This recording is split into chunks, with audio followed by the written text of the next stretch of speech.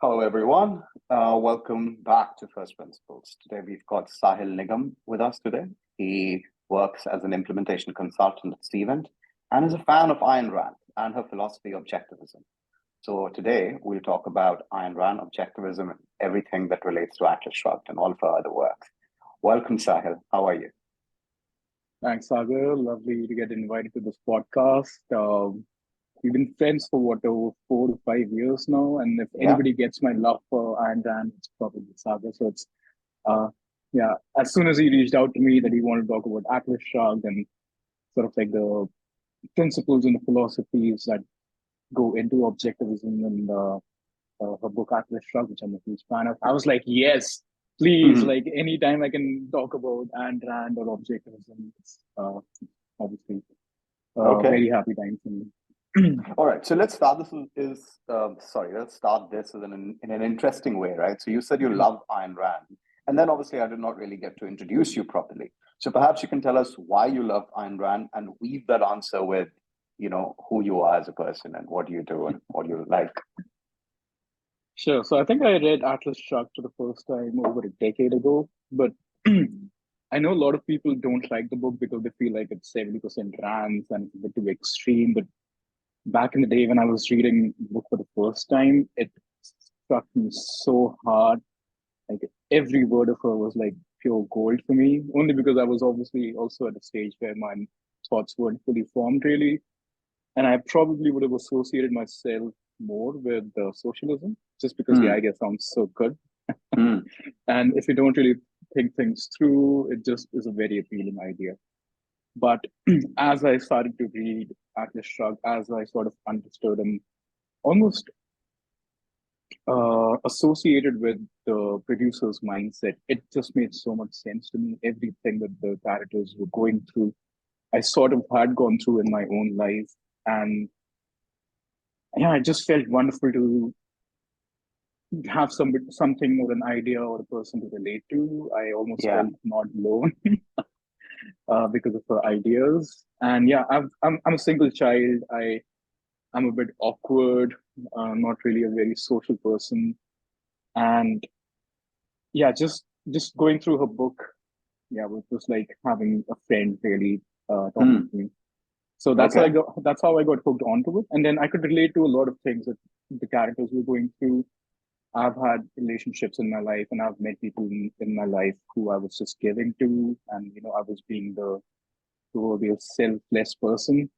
But um, deep down on the inside, I knew I was suffering a little bit, Right. although I didn't want to come to terms to it because a lot of people are almost afraid to be seen as selfish people. But yeah, her ideas and everything really resonated with me, and I sort of saw the higher picture. I saw the greater picture. I realized how being a selfish person, which again sounds really negative, it has negative connotation that used so freely. If the term selfish person is used so freely.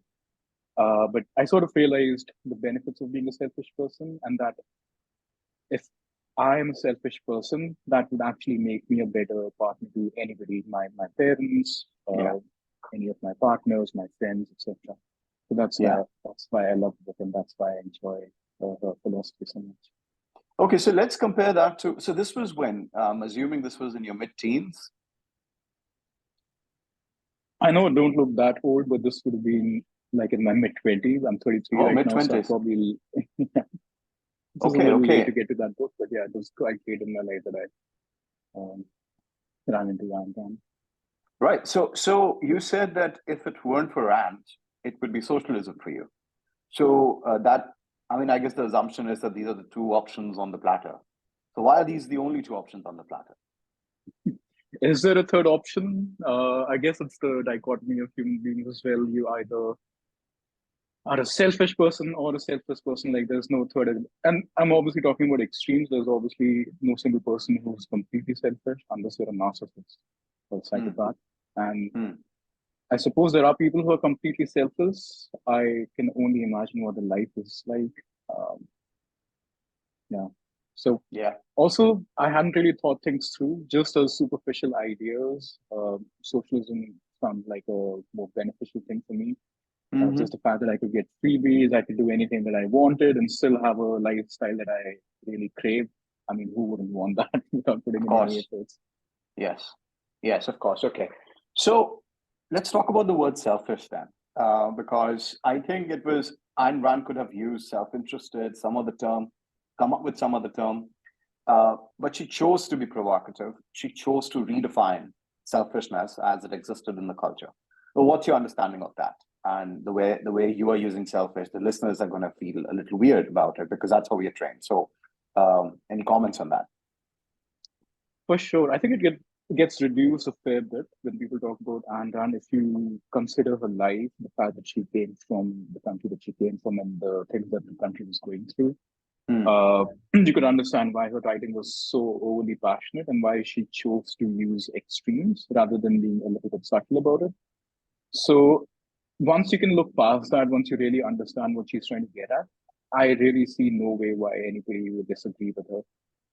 okay, all right. So, how do you define selfish then, in your understanding of what Ayn Rand would have thought about it? So she obviously went through communism at its peak and she Right. suffered through the consequences. And it was Yeah. probably her dream to come to the States and get rid of the communistic life. Um, the way I define selfishness or the way I see her describing it is to cater to your instincts first. And like I said before, unless you're a psychopath or like a complete narcissist, eventually it definitely is going to help others. Mm-hmm. You being selfish. If I weren't selfish or if great inventors weren't selfish in pursuing their own interests, we wouldn't have had any great inventions. You and I would probably not be talking the way we are right now. Right. So it shouldn't be reduced to an extent where you basically shun any person who's pursuing their self-interest as them being selfish. But you have to understand that not every selfish deed is completely self-serving at the cost of others. Right. Um, Obviously, with every decision, there are certain losers and there are certain winners. But the way I see it in the larger picture, it always ends up benefiting. Not necessarily always, but in most cases, it does end up benefiting the larger masses. I actually say that when it comes to a voluntary transaction, and I understand, like, there are, like, what do you mean by voluntary, right? But generally speaking, when it comes to a voluntary transaction, it is always a win-win because I wouldn't part with something I parted with if I didn't think what I will receive will have a higher value. Otherwise, it's not really a transaction. Otherwise, it's a piece of charity, or then it's force, or I guess you're just being stupid and not being a good steward of whatever resources you have. But okay, I agree with you here. So I guess Like if a fact of charity is making you feel good, then that's also selfish, right? In the end, yeah, you're doing something that makes you feel good, that encourages you to do more. That is what is selfish for you. So I right. wouldn't take out charity completely from it. The reason anybody does anything is because they are inclined to do it or they're motivated to do it and they're getting some kind of returns. And that's Okay. how I define selfishness. So So like say that if again. I Say that line again, so that's like the starting assumption, obviously, I guess, of the school of thought, right? So voluntarism, the reason anybody does anything is because they are inclined to do it. the reason anybody does anything fondly is because they're inclined to do it, even if it's charity. Like if there is a really charitable person, they don't feel like money is being lost if they're giving it to somebody. They feel happy because they feel like they're benefiting somebody. So eventually it is also doing them good. They're feeling happy about it. So I wouldn't really label that as completely a selfless thing. If you're being forced to do something in the name of good, like if an organization is being forced to do something really extreme and just under CSR, I hope people are familiar with that term, which is corporate social responsibility. Right. And it's eating into their profits, it's eating into their ability to run their business efficiently. That's something that's forced. That's not something that they want to do, but they're being made to do it maybe because of policies and government policies and interventions. Okay. So Okay. in that case, that obviously wouldn't be a selfless charity. Well, I thought corporates already have a social responsibility, which is to increase shareholder value. But I suppose we have more social responsibilities now. I don't understand why. Like, do we want corporates to turn into like a massive government? Like, I don't get this. Their job is to make stuff and increase the value of their company. That's their job, and that's I don't know. I don't know what to say about that, but it is what it is. I probably don't either, but the way I see it, like our CEO started a company.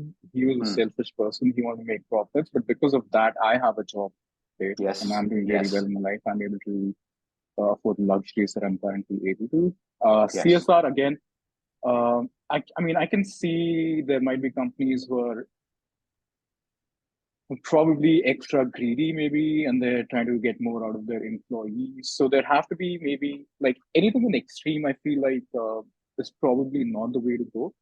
So Hmm. I understand certain interventions, but obviously I'm not an economist and I can't really get into the numbers, and I don't know my company's economics as much as to comment whether they're already doing enough for society, or should they also be given added social responsibilities, which is something that I really can't comment on.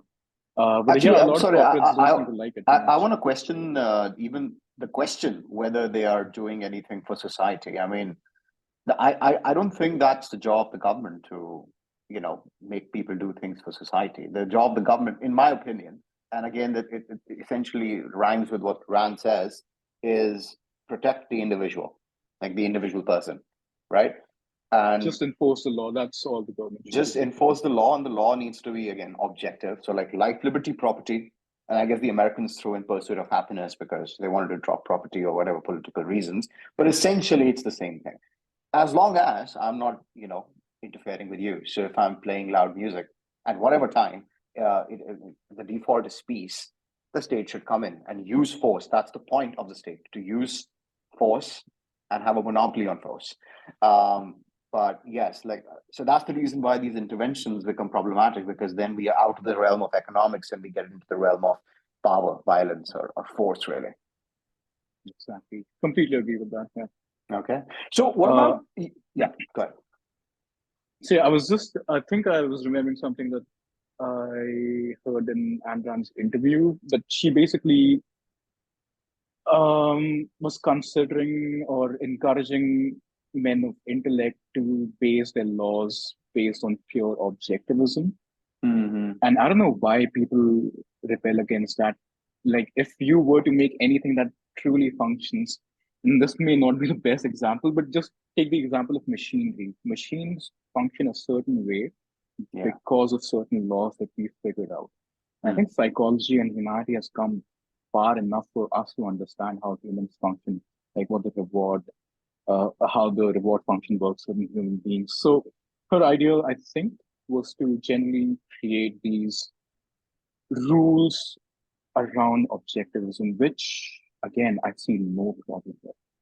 Mm. Okay. All right. Yeah. I mean, I guess she also believed in like minimal laws, minimal, let's just say, policies, because then there's law and then there is the notification and the enactment of the policy and whatever. Minimal regulation, but good enforcement. And it does help. Like good enforcement does tend to help. Okay. Let's take a step back. You mentioned the term producer's mindset when you said when you read Atlas Shrugged for the first time. Uh, what is it? What is the producer's mindset?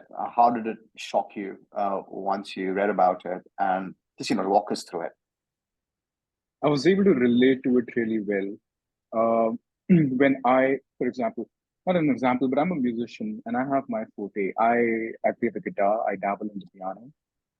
When I want to get better at anything, when I want to produce something or like even make music, there's a Hmm. certain mindset which is like a productive mindset.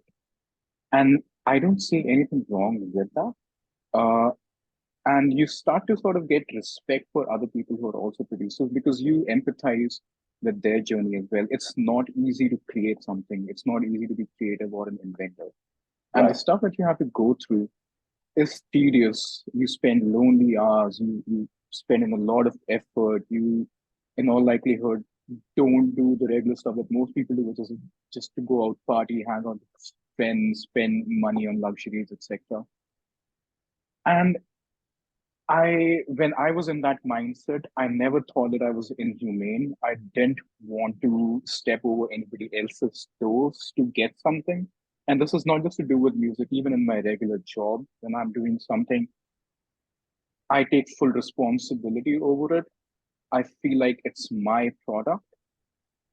And I don't see anything wrong with that. I take pride in the work that I do, and I completely respect when I see a person who's doing great work as well, because Okay. I know the amount of effort that got put into it. And it's like an automatic respect. And I start respecting that person would start respecting me. And we sort of very naturally align together and start to do bigger stuff. Hmm. So that Hmm. was something that I could really associate myself with. And then I obviously know a lot of other people who aren't necessarily hard workers or who don't take a lot of pride in their work. And Hmm. just their mentality about getting stuff done the easy way, not taking pride in in their own work. And it's almost like something born out of insecurity. I don't know how accurate that's for everybody, but they also start to do stuff which, like in an objective sense, I find unethical. They try to find shortcuts. They'll try to they'll end up delivering service which isn't really the best service you could get. Um, so yeah, I could basically almost in my head, I could place people there. Oh, this guy is exactly like that dude that I work with who doesn't get work done and he's trying to latch onto other people and try to um, just show that he's doing something without really doing anything. And those people Living are really easy to identify. a second-hand life, as Ryan says, right? So that's That what she had. yeah, Yeah, yeah. Okay, all right. So, I mean, a few clarifications over here, though. I understand what you said in essence, but things like shortcuts. Now, shortcuts are efficiency. That's the whole point of doing something in a better way, in a more efficient way. So, I think as long as we are not committing fraud, either like whatever you can consider legally fraud or ethically fraud, where you promise something and did not deliver exactly what you promised, as long as that's not happening, shortcuts are an innovation. But I know what you're talking about, like, not taking pride in work that you allegedly did yourself, like, chose to do. Um, and then slacking off or essentially using others and trying to just coast, that might be a problem. Although I will ask you this, though.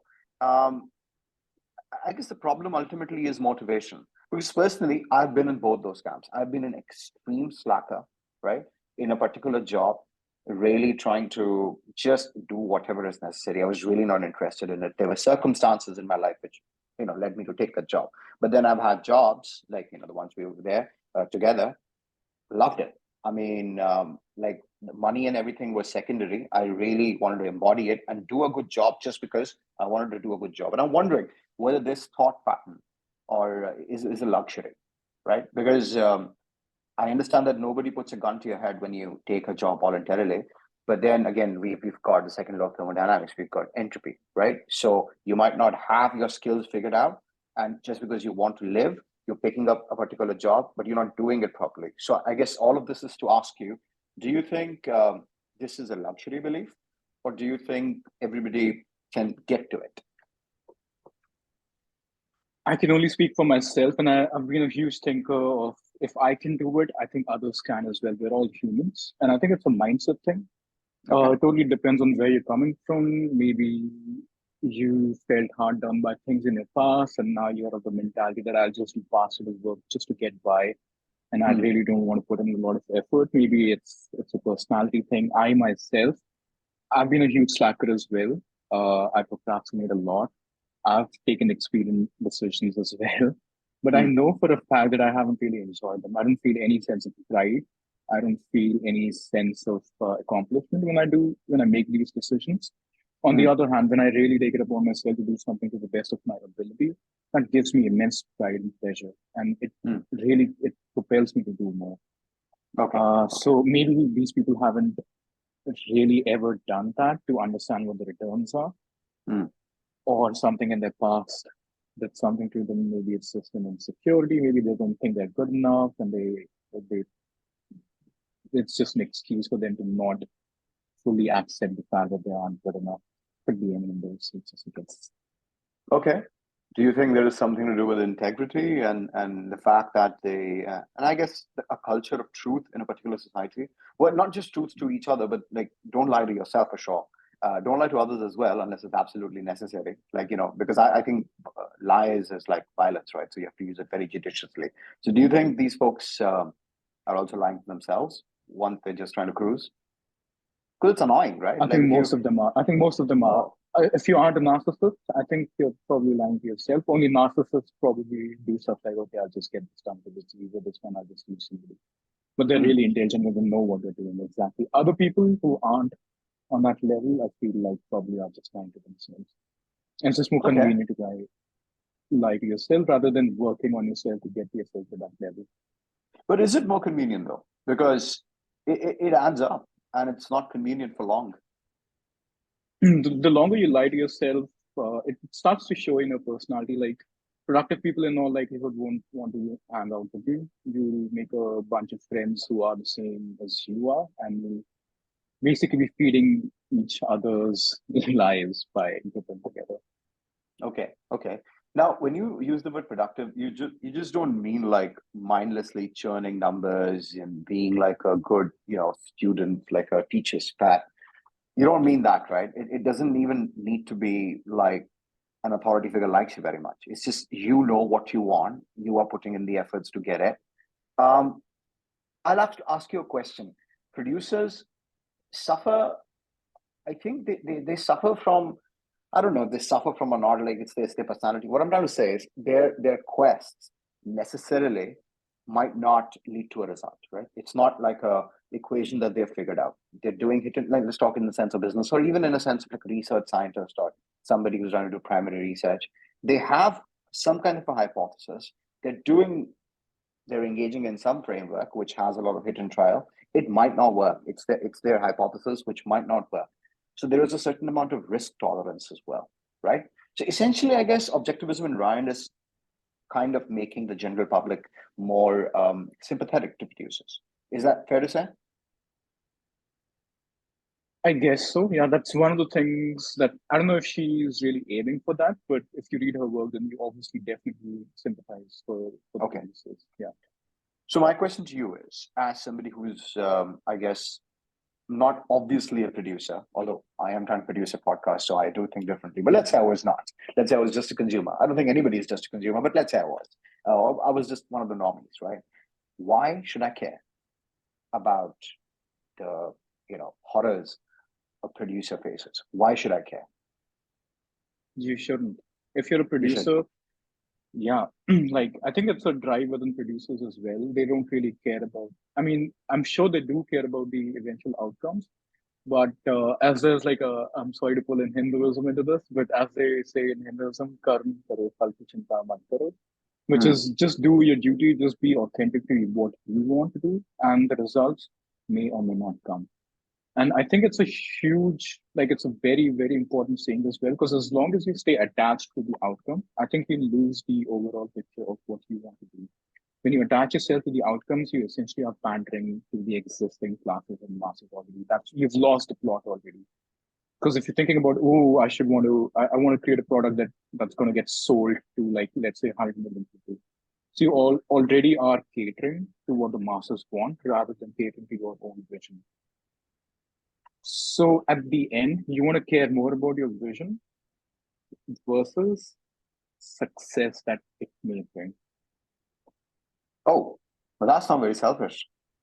That's I okay. mean, if you end up losing, Interesting. it's just you. It's nobody else who's losing, right? It's although Okay, it so is there's selfish, yeah. But you don't yeah, it owe is it to the selfish. Yeah. community to come up with something like that. You owe it to yourself to be authentic to your ideas and your vision. And in all likelihood, everybody will get affected by it, and hopefully a positive way. In most cases, positive way. Hmm. Okay. So there is a huge sort of like folks who are interested in Ayn Rand also interested in having and making money, right? But what you said, it so she's not focused on money. It's most focused on like having Value. some kind of an integration with yourself and staying true to that. Okay, okay. Because the way Anne Rand sees money, she thinks of money which has been corrupted right now. Like the value of money, I don't know if it's Yeah. real, if it isn't real, who's controlling what the value of money is right now. But she saw it as a very pure thing, which was like an Hmm. exchange of Hmm. services, values, or goods. Yeah. So it's the market that decides what something is valued at, and Hmm. that's how the value of money That's how money becomes valuable. The paper itself means nothing, but it's the value that you attach to it. And as long Yeah. as that stays pure, money is valuable. As long as that stays pure, okay. So that's a big if, because I don't think that's pure anyway. We've got I guess historically people, so like there is something called the stock to flow ratio, and they wanted anything representing money to not suddenly just appear in big quantities. Otherwise, I mean that's inflation. That's basically what inflation is. So they wanted the discuss. So that's why historically most societies converged on gold, because gold is not very easy to like find, and nobody really, and but I mean gold has uses in jewelry and it has uses in electronics, but it's mostly a monetary metal, and it's scarce. But if we suddenly have, like, I don't know, an asteroid hit some area and then we suddenly have a lot more gold, gold's not going to be money. They're trying to do that with Bitcoin, but yeah, anyway, so the money is not pure because there is monetary policy in different countries and money gets created that way. And every time you take a loan, you know, I think most of the world understand it now, but every time you take a loan, your fractional reserve banking, uh, a portion of that money is created from thin air. Banks have the license to do that. So essentially, every time you save versus somebody who's taking the loan, your value of the saver's money has just gone down. So Gone down. Brian might be turning in a grave for this. She definitely is, really. Okay. So you corrupt money. You corrupt other things as well. You corrupt the society in itself. Absolutely. Okay. Like money is the basis of we as a society came up with money for a very simple reason, like you described. It was a way to assign value to goods, services, and products. And as soon as you start to corrupt the goods and services, money obviously corrupts. Yeah. I guess what people don't realize is that just having more numbers in your bank account doesn't necessarily mean that the purchasing power of those numbers has also increased, right? The goods Yeah. and services that you want, they haven't increased. I think, define wealth for me. What do you think is wealth? Ooh, that's a big one. I mean, ideally, or in today's world, like the more money you have, the more wealth you have. And in my head, it should go hand in hand. The more productive you are, the more potential to produce you have, the more wealthy you should be. Wealth could be both like potential and kinetic. Kinetic would in this case be money that you already have Yeah, versus potential materialize, that manifest money it. that you could manifest in. And uh, money that you're capable of producing, that adds on to your complete wealth, I suppose. Hmm. Um, include includes the goods that you have, money that you have, and I guess the potential that you have in making more goods and being more productive. Yeah. So I have a complicated definition. I've come to it after many years of thinking about it because I'm just always fascinated. One thing is that we tend to sort of just think money and wealth are the same thing. And then a lot of lefties talk about a wealth tax, and they think that there is this big, I don't know, some vault in a bank that a billionaire has, and there is actual hard cash or gold over there, and they can just take that out and give you the money, right? It's not Yeah. liquid wealth. So it's important to understand that, right? So my definition of wealth is, as a consumer, whatever I want, goods and services, products and services, I have. That's wealth, right? I mean, it's pretty it's that simple, right? So if my preference, like I really enjoy pizza this year, that next year I don't really care for it. You can give me a million slices of pizza, I wouldn't consider myself wealthy. Next year I like taco, and then the day after that I like chicken mukkan or whatever, right? So that's important.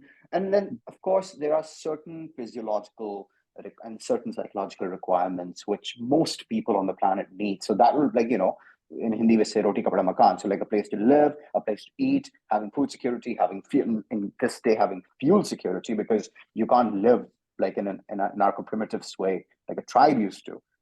And I don't want to live like that. Yes, I mean they might have some leisure, but I have way more. I really appreciate the fact that I don't have to worry about some, I don't know, lion or bison coming and killing me just because and I can speak to somebody sitting in India from the US. This is all civilization. So all of this is essentially wealth, or all the goods and services that are scarce. So I wouldn't consider oxygen, like air, to be wealth. If you have decent lungs, and if you are at the sea level, the government doesn't need Give to dole it out. It's just give there. governments long enough, and you will start considering oxygen. Okay, so I guess defining wealth, right? So one thing is it's scarce, which essentially means it needs to be produced. It needs to be produced first.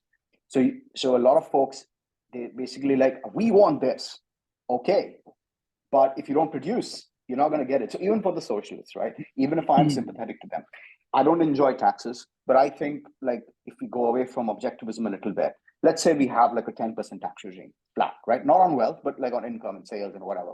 Let's say, and that feeds into the precursors for production. So like fundamental research, stuff like that, making things, making sure that growth is there. And we talk about 5-10% as high growth in rich countries, 2 or 3% they struggle to that. For that, I don't know why we can't get like 1,000,000% growth.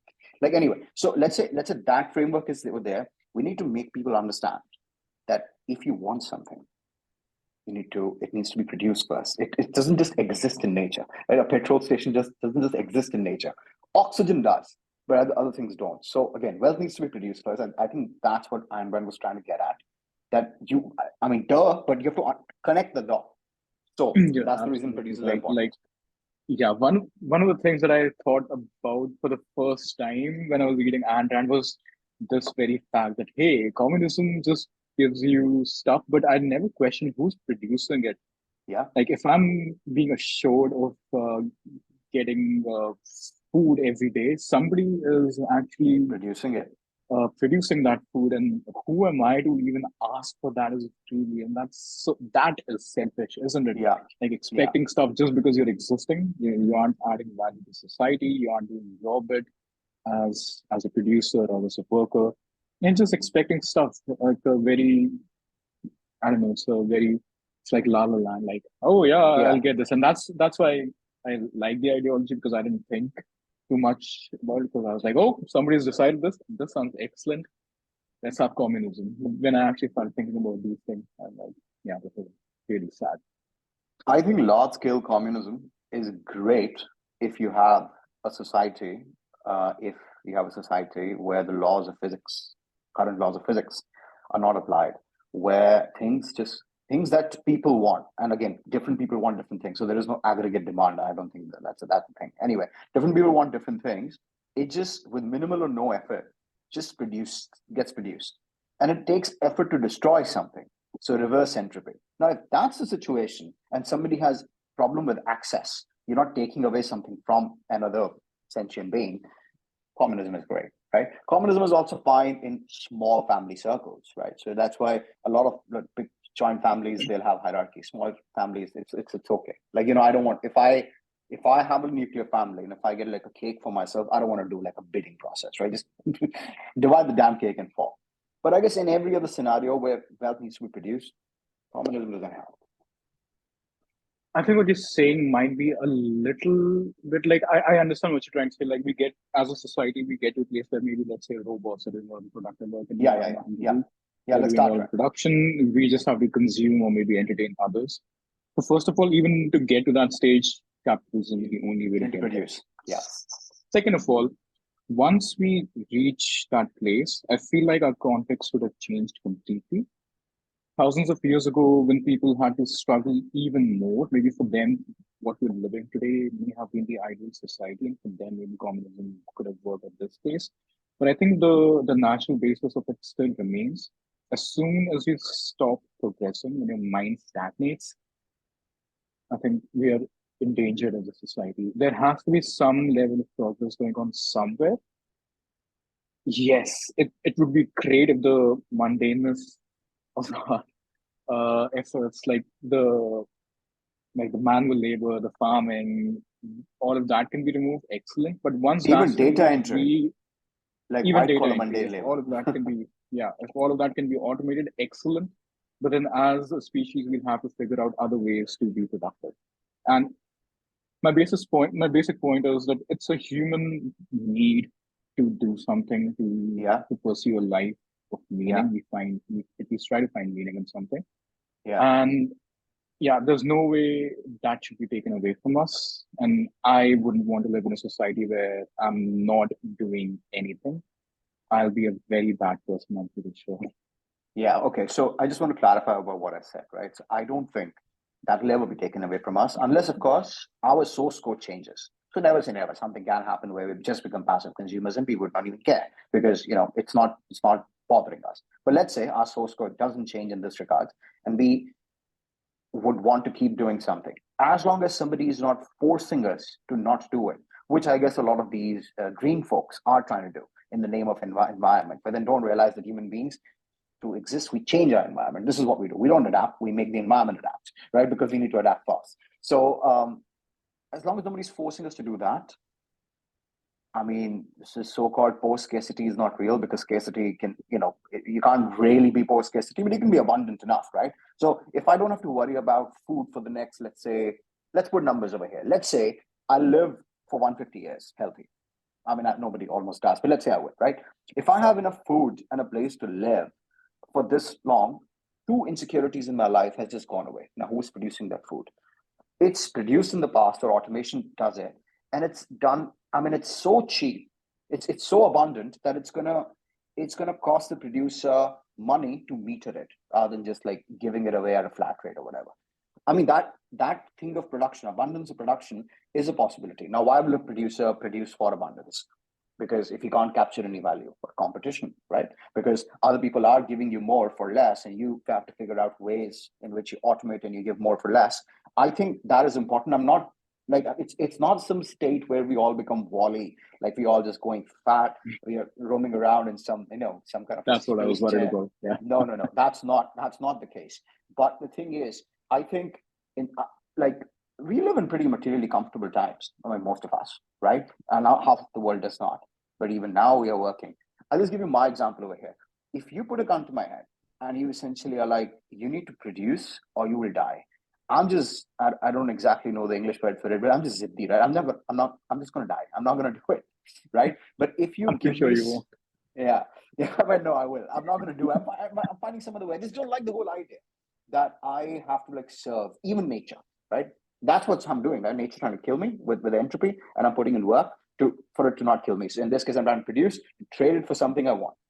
But if you give me something basic, right, like Steven did, for some reason, I just don't care. I just produce way more. So maybe this is psychological. Maybe the psychological thing about classical economics, where we are all rational and we will work if we are poor.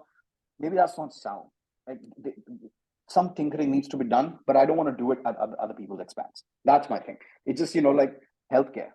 It's great to have free healthcare. Somebody's providing it, and they are being asked to take less money. Or maybe they're being asked to work for free. I mean, that's very close to slavery. So yeah. So once, and I really hope humanity gets to a point where this happens, that we don't really have to strive too much for our basic needs like food and shelter and clothing, etc.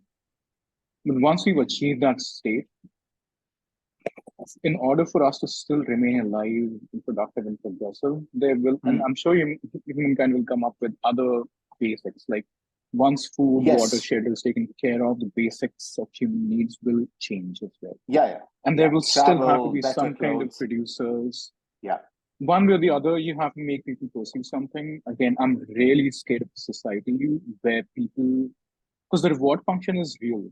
As soon as people's basic needs are being catered to and they really don't have to do anything, like you said, they probably won't do anything. Because for most people, maybe being innovative or creative is not a huge deal. And those are the people we really have to. I want to park that thought. I don't know if that's the case. My hypothesis is because the options offered to them have always been so like blah. And that's what you yeah not run into rich spoiled paths in your life. I have, but I've also run into gentlemen scientists and people who have had money for generations and they're still very productive. I don't think that's just good parenting. Yes, that's of course. But so and I've also run into people who have been poor and are still not great at production. And I get it. They've been battered so much. They're like, fuck it. I don't want to care. I don't care. Right? I'm just going to do my job. Only because their needs were catered to at a very young age. They never learned to strive for anything. That's the basis of their existence. Now, the people like rich families who also have, let's say, respectable people who want to come and work, who are very Now look at the Tatas, for example. Precisely. Right? Yeah. So I think it's and this is also, I don't know if Anne Rand's touched upon it. I think she has, but it's a huge responsibility as maybe an entrepreneur, how I treat my next generation. I Mhm. could be one of those entrepreneurs who just want to give my family a good living, just want to make sure that they're comfortable, but I'm not doing them any good service by doing that. Right, right, right, If right. I try to make uh, my children understand the value of hard work, the value of what they are sort of getting almost for free, those are the only kids that, at least in my head, actually end up being respectable people and not spoiled brats. They understand what they have, they understand the hard work that went behind it.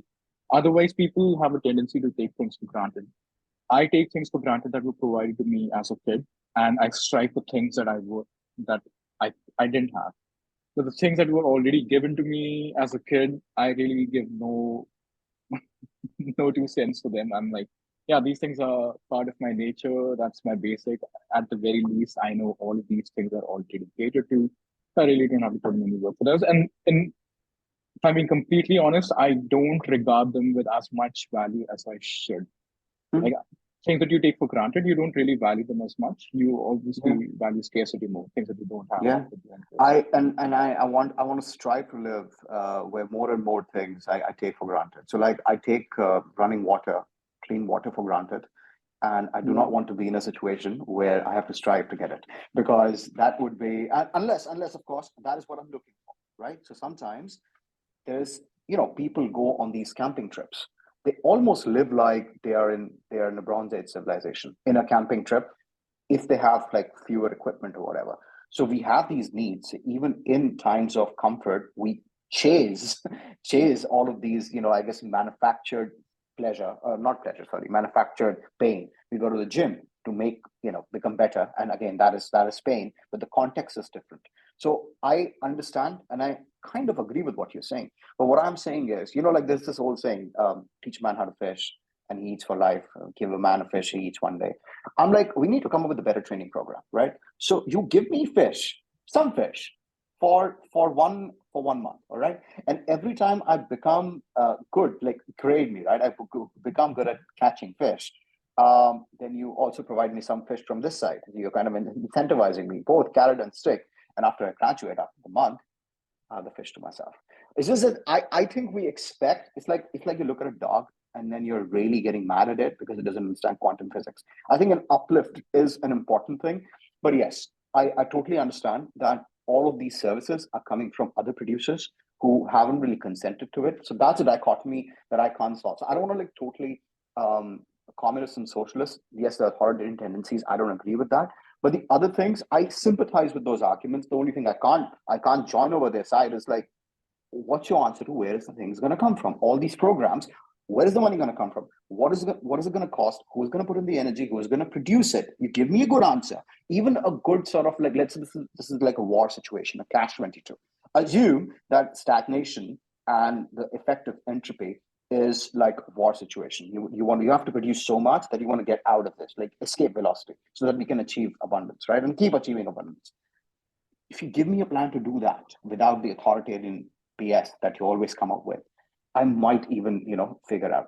But then you don't know, because ultimately wealth is personal, right? I might not want the 1,000 pizzas, but I want the 1,000 tacos, and tomorrow it might be the other way around. So you have to have a way to get the feedback. That's the market, and then they don't do that. Unless humanity evolves into a superior being, I don't see that happening, honestly.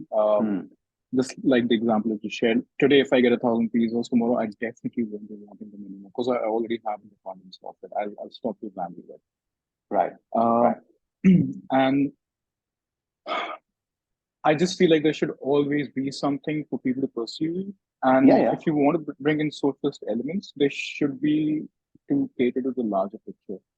For example, I think I was talking to you about the farm, the loan waivers that farmers get here. Now, that's a very expedient decision. That's something to sway their votes into the current government's favor or whoever's in power. But that's not teaching them how to fish. That is a bit communistic in a way because you're giving them something for free. Yeah. But if you give them something else for free, for example, if we give them better education, if we give them better farming equipment, if we give them access to better fertilizers, they'll be able to produce much more in the longer run. And you will have essentially removed any kind of communal dependency, the kind of communal dependencies that people like us don't find, which are actual freebies. So it's, yeah, you have to teach a man how to fish rather than giving them the fish is the way I see things. So yeah, I think we might be underestimating human conditioning, which is exactly like as soon as I start to get something, I'll start taking it for granted. These days, farmers keep on taking loans. They know any new government that comes in, they name off their farm loans. So they've almost gotten used to this. And there's nobody more hardworking than farmers, like physical, laborious stuff. There's nobody else who works harder than them. And even they choose to go through this because it's just convenient, more convenient to them. You know what? I We propose have to to you remove the that. convenience bits. See, that's the thing. Every time that, I don't think we have to remove. Okay, we have to remove the apparent convenience because it's not convenient in the real sense. They're just getting deep into credit card debt, right? I'm just thinking from the farmer's perspective. It is rational what they're doing. They take on a loan. They know that it's not going to provide the yield, right? And then they get a new loan. They watched it, I don't think right? it's rational. So as soon as they realize that this is from that person's perspective, they declare bankruptcy. They can move on, right? I'm not. And again, this is a systemic issue, for how and long? this needs to. Yes, exactly. For how long? Also, just beware of one thing. India, when it got its independence, it was very poor, still is, right? I think most of the world still is poor. Like, I think most of America is still poor as well. Like, I don't mean in the sense of like having, I just mean like, can you not work for 10 years and just live a decent life? That would be a good definition of wealth, right? You know, how much free time do you have? Like, let's say you really enjoy producing music and you have to do a job which you don't like, but you're good at, you're fine at it.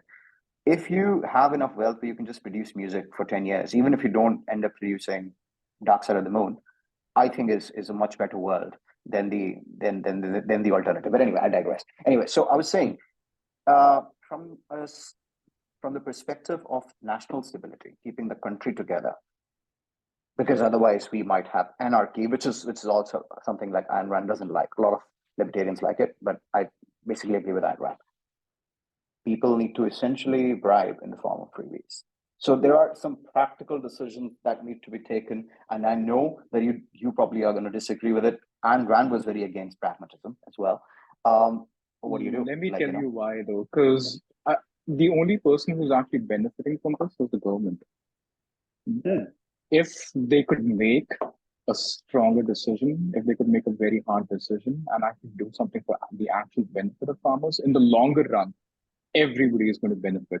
It's just about elections and trying to get farmers in their favor. And I almost feel like it's a conspiracy theory to keep them so poor, so they keep voting for you for these yeah. No, I almost believe it, especially for socialist and communist parties in democratic countries, right? I look at what happened in West Bengal. I mean, it's a shame. That state should have been like Singapore or I don't know, Shenzhen or whatever. It's a shame. It was the most advanced city of India when I went back when I was 5, and I was amazed to see what was going on. And yeah, like you said, today it's in shambles. So what I was trying to say was the only group or the only person who profited from this decision was the government. That's it. The farmers benefited for like a month, 2 months. Or government or that party? Benefit. That particular party, right? The party, yeah. Whoever made that call to give freebies, it could be any party. Like every party India has ever had has done this. So no, because the government is getting weak. So sorry to interrupt. The government is getting weak. The government, which is people's representative, their khazana is getting weak. It's the private political party who took on the government. Only they are benefiting, and for how long? Because even they also need to have money to bribe. Right? Exactly. So if it were a stronger government, if they could really take good calls, and I'm sure every government official, I used to be under the impression that all of our politicians are absolute illiterates. And then I found out otherwise. So they know what the right thing to do is, yet they don't do it, only because of vote bank politics. Politicking and all of that. If there was a very good government, which again is very theoretical, if there was a government that could make right calls, they would absolutely invest into farmers. They would bring in laws that maybe initially might bring hardships to them, but in the longer run will help everybody out. Hmm. Okay, let's do something. I'm going to try something, right? I'm going to try and ask you the five whys, the project management approach, to try and get to the bottom of something, which first principles, right? So, production is important. Why? Production includes everything. Production of food, which is important for humans to survive. Production of drinkable water. It's important for people to survive. After this, the next requirement is socialization. So when you produce stuff which helps people socialize better, that's important. It adds value to people, and it's also a very natural instinct for people, I think, to want better things and want more. Production is important for us to fulfill that desire. Okay, so we don't need to do the five whys. You got to the bottom of it and on why. Great. Okay. How do you distinguish between do you distinguish between human survival and human flourishing? I think, yeah. You do. Okay. So there are folks who are like, okay, human survival, fine. These many quintals of water, these many quintals of macronutrients, we can produce it efficiently. We know that we can do efficiently. We don't need markets for that. It's a simple math equation because we figured it out, right? Human flourishing is more of a selfish endeavor. Screw that. We'll just keep producing let's say the apartment, the minimum basic shelter that you want to die in, and we'll give you bad food and we'll give you okayish clean water. Everything else, why should we care about human flourishing? Why should that be a factor? Why not just focus on survival always? That's a good question. And I think the answer is it's embedded in human nature Okay. to wonder, to be curious, to Explore. stumble upon realizations. Yeah, to stumble upon realizations that things could be better. Okay. And as soon as human beings open up those possibilities, we strive towards them. You're right. People in maybe very backward countries might not even know that the better possibility exists, and they might be satisfied. But the humans who were privileged enough or had the kind of freedom to realize that better possibilities existed, they definitely, all of them strive towards it. People who are subdued, once they realize there are better possibilities, they rebel. It's just about realizing that better possibilities exist. And if you leave a man free, they will stumble upon uh, the fact that things can be better. Like the way we invented cooked food. My dad used to tell me a very weird story. I don't know how true that is, but apparently it's like an animal was burning and somehow somebody sort of I don't know what they were doing with the burnt animal, but it tasted and they felt like, that tastes better. And then cooking became a thing. Otherwise, we would have been eating raw food, right? Nobody was oppressing us to not start cooking. But as soon as we realized that better possibilities exist, people strive towards it. I want to take a quick tangent and talk about the word oppression over here. Generally, oppression means a group, stronger group, bigger group, maybe bigger in numbers, maybe they have more resources oppressing a minority, even though the minority can be a numerical majority. I want to propose that we are always being oppressed because that's what nature is, right? We're always being, sorry, what again? Oppressed. We are always being oppressed. No human being is oppressing us. Maybe they are, but that's an additional oppression. There is always the oppression of entropy. There's always the oppression of decay, death, of things falling apart, of not if you don't produce, and especially if you don't produce enough to have, apart from eating, like you need to like have some in the kitty as well for saving so that you can enjoy the luxuries later on. Otherwise, you can't enjoy the glass of wine if you're always worried about what you're going to eat in the next meal, although you could, but it's not a very sound strategy. So anyway, so that is one thing which I really think about. I think what people, if folks could just take one thing away from this discussion, I want them to understand that, and this is a very like duh point, but you have to produce before you consume. Not that because that's the rule, like somebody made it up, but that's kind of, as far as we understand science, that you don't think so. I do, like that's how things go. Okay. In order to consume something, it would have to be produced first. Yeah. Sorry, I misheard you. And again, entropy, second law of thermodynamics, you need to counter that. And that's the reason you need to produce. Now, any policy you come up with, any redistributionist policy you come up with, you assume that there is something to redistribute, right? Please also consider that that thing that you want to redistribute, one, can be produced more. So you don't need to take from somebody else as such. And the second thing is, who is doing the production? If you want to focus on human progress, if you think human progress is important, you think, and on the left, some lefties also do think, then you want to focus on things that make their production faster or whatever, like, more profitable. That's the reason they will produce. People don't get that, and they don't get that, and that's the reason they want. Sorry? Sustainably, of course. And again, sustainably is also something which we figure out what sustainable is. So I follow Alex Epstein, and he's this advocate. He's a philosopher, but he's an advocate for the oil industry. And he says that for now, we don't have anything that really, first of all, oil makes modern civilization possible. Without that, it's not. We will be poor. We'll be like, if you don't, forget about just energy, it's in materials, right? So if you just get rid of it overnight, it's going to be a problem.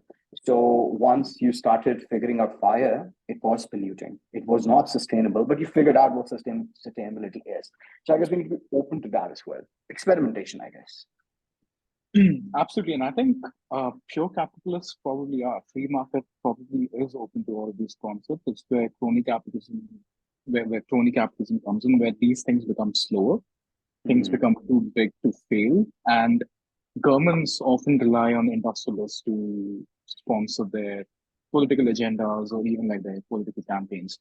So in order for these policies to be inculcated into our lawmaking quicker, I think the crony capitalism bits of it have to be removed, because I think I've been reading about sustainable development since I was in school, so it's been a good 30 years since this became a thing, yet things have progressed so slowly.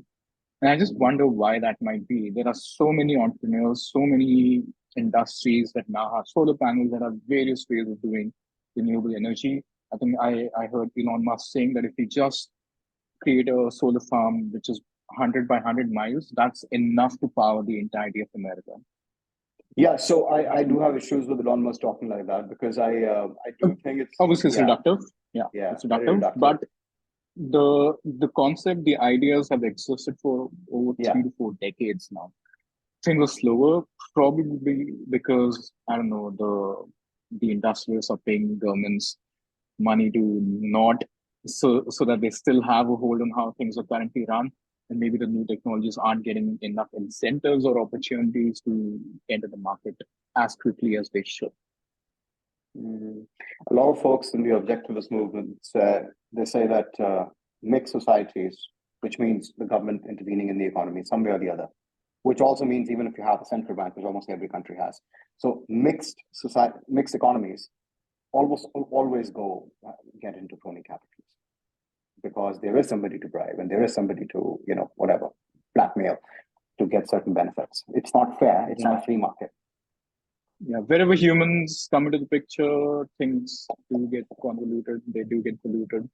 But I still believe that the basis of all of your policies should be based on objectivism. That should, at the very least, be the starting point from where you start your thought process about how things should progress. So, yeah, like capitalism came into the picture for a reason, and then communism also came into the picture for a reason. That was when capitalism went too far, right? Like maybe a psychopath got hold of all of the resources, and I was like, I'm so selfish, I'm not going to share this with anybody. I'm not going to produce anything. I'm not going to share anything. I'm just going to stagnate in this well. So there had to be communistic checks put in place of these of a purely capitalistic society. So everything exists for a reason. But I'm a firm believer of the fact that objectivism should always be the starting point against which everything is measured and policies are measured, rather than very expedient decisions of maybe pandering to a certain section, or like most political parties do, like they pander to industrialists. They make policies that have more advantages to them, even though they're not good in the long run. Yeah, I think capitalism. I don't want to say it was a reaction per se. It definitely was some kind of an invention, but it was a system away from feudalism. It was a reaction to feudalism, yeah. Right. And I mean, saying the word reaction means that feudalism happened, and that's why some capitalists got together, got annoyed, and then they voted for feudalism. That's not how it worked, though, because I mean, they when had a to. system went too far, somebody came up with a better idea, Yeah, or yeah, maybe yeah, started the yeah. revolution. So the producers finally started getting the, you know, esteem in the Their system, view. and they were actually reducing wealth. I think communism came after capitalism. I think even the name capitalism was given by Marx. So what? I think the rapidity with which capitalism produced wealth being goods and services that individuals desire, communists saw that and they were like, we want that. And that's the reason why they came in, right? Because I before think, that, it was not possible to produce wealth like this. yeah, just like there are crony capitalists, I'm sure there are crony communists as well, and I'm sure that was exactly what they were thinking. Oh, I want a piece of that, Yeah, without I really want a piece putting of in that. any effort. And Yeah, let's just yeah, yeah, turn yeah. this into a social cause and try to portray it as something evil, and then yeah, I think yeah, And not to crony say, communists. social causes. They were not genuine people over there. They were issues. They were definitely issues, and people can be very assholeish, and you do need. So when I say I believe in a liberal government, by liberal I mean a government in philosophy that values the individual. So even if a corporation is trying to, take away the rights of an individual, it doesn't allow that. I just get a sense that whenever I read the Objectivists, they tend to not care about this. They are, a lot of these folks care about government, suppressing the individual, but they don't care about other private actors suppressing the individual. So I guess this is the final segment of the podcast. I'm going to ask you, I guess, a controversial question. Objectivists tend to believe that wealth and power they don't get connected, and power is a very raw form of power, like force to kill, essentially, that only the state has. They believe that wealth and power cannot be converted. I think.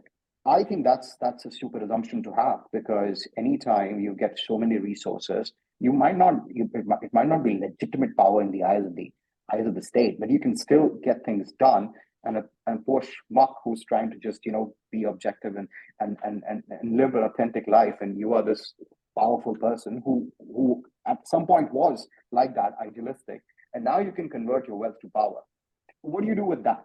Do you think it cannot be converted like the objectivists do? And if yes, then how do you?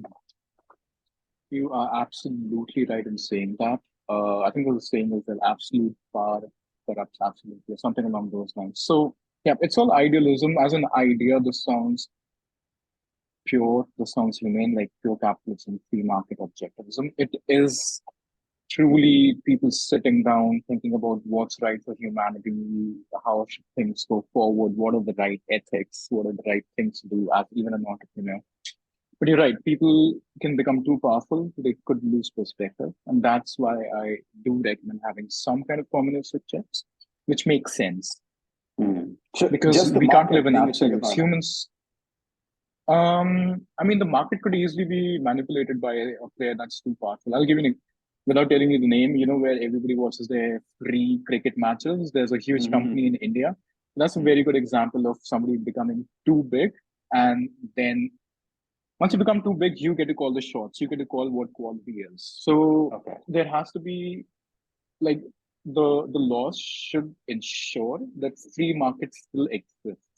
It should encourage free market. Free market should definitely be encouraged. The communistic checks should be, I mean, I call them communistic checks, but they might not be communistic checks per se. But the laws and the And processes status should checks. always, exactly, like nobody should become too powerful, especially not at the cost of quality of goods and products. Like the better free market dictates, the better product should always win.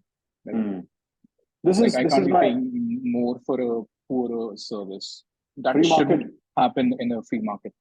Yes, I mean it does dictate that, but again, the assumption is that what is better? What are the metrics of better? How many people want that better? Because free market is essentially like the democracy of the dollar, and how many people have that dollar. So that's what determines the free market. So I guess my question is, And to preserve the sanctity of the dollar as well. Like, and yes, and yeah, but can the free market, can you get too big to fail in a free market? Is that a possibility? And once that happens, then you flex your muscles and start doing all kinds of gangster shit. see, once somebody becomes too wealthy or too powerful, people automatically start to behave different. differently Okay. with them. Like they'll automatically want to serve them or try to get favors, and that's just a human tendency. Nature So again. the checks should be such that prevent these things from happening and Mm. like really let the free market flow. And Really let the free there have to market be flow. regulations. Yeah, I mean we can't. I'm pretty sure we can't live without regulations. Human beings are flawed. What we can do is come up with an objective, a good intent Set of regular. idea, and try to make sure that system always remains. And there might have to be sacrifices made, which are really hard at that moment. But these things happen every day. Like thousands of people are dying even right now without us having any power over it. But when you make decisions, there are some people who will lose. Unfortunately, that is just how the world functions. So if somebody's strong enough to be able to stand firm with these policies, even though in the shorter run there might be a community which is getting affected, somebody can stand firm on those values and like come up with laws that make sure that the values remain intact. That's what I'm looking for. Yes. So basically, the point of economics is to use scarce resources, allocate them in such a way where relative abundance can be produced. And if a political system, even if not in like a pure form, even if in a not so pure form, gets us to that, the problem of scarcity can be addressed. Now, okay, not totally, but yeah. Have you come across? I'm forgetting the name now, man, but it's called the mimetic theory. Have you come across that? Mimetic theory, no. Yeah. Okay. So one thing, that's another reason why scarcity might never really go away. Because one thing is, of course, we want certain things, and those things that are not really in abundance, and what they're in abundance, problem solved, right? You want water, I want water, whatever, problem solved. But there's also a thing that I want what you want, right? And so then that is going to always be a problem, right? And also, if I want a certain number of things, now I want something else or more of a certain number of things I wanted. So scarcity basically also relates to human desire. That is infinite. The capacity to produce is not as fast as the capacity to have the desire. Scarcity will always exist, even with full automation. It's not going to be full because there will be some entrepreneurs trying to solve that problem, maybe for the pulse. So I'd argue that's also important for the progress of humankind. As long as there are certain things that we can pursue, we'll remain productive and we'll keep striving for more and try to keep bettering ourselves while becoming wealthy. I mean, perfect. So this was great, Sahil. Thank you for your time. Do you have any parting thoughts? Yeah, not really, but if somebody can take away from this conversation, they should realize that every decision they make, it's either expedient or it's something that it's either an expedient decision or it's a hard decision. And in all likelihood, hard decisions will serve you better in the longer run. As easy and as convenient expedient decisions are, it's never really the right path to follow. And I know it's preaching, and I really am not a preacher. And why would anybody listen to what I'm preaching? But just something to consider and think about. And yeah, I think to have some kind of moral values that you can just basically some kind of ethical line that you can measure yourself against. It's going to help you progress as a human being if progress is something that you want. If you don't want progress, feel free to do anything you want, man. Who cares? Perfect. Well, words of wisdom. Thank you, Sahil. See you soon. Thanks for having me, Saagar. See you soon. Bye. Bye-bye.